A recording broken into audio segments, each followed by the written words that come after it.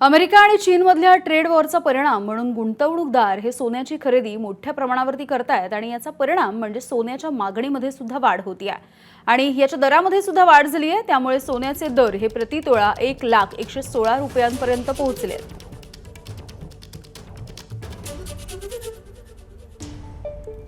सध्या सगळीकडे लग्नाचा सीझन आहे आणि आता या लग्नाच्या सीझनमध्ये चायना आणि अमेरिकाच्या वॉरमुळे सोन्याची किंमत खूप वाढलेली आहे।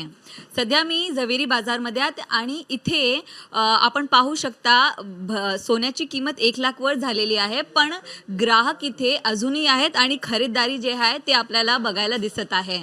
सोन्याची किंमत 1,01,000 पर्यंत आहे। मुंबईची ही किंमत आहे आणि ट्रेड वॉर म्हणजे अमेरिका आणि चायनामध्ये जे ट्रेड वॉर आहे त्याचा हा परिणाम इथे दिसत आहे। आता अक्षय तृतीया पण येत आहे आणि सोन्याचा भाव खूप वाढलेला आहे, तर तुम्हाला वाटतं थोडा अजून लवकर घ्यायला पाहिजे होता?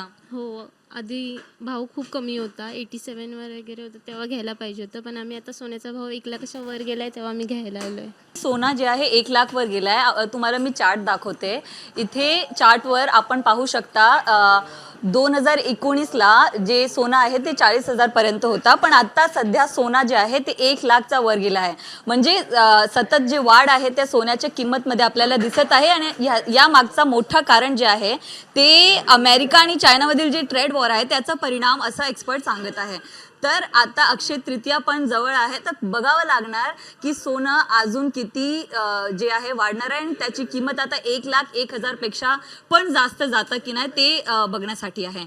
कॅमेरा पर्सन हासिफ खान सह मी नम्रता दुबे, एबीपी माझा, मुंबई।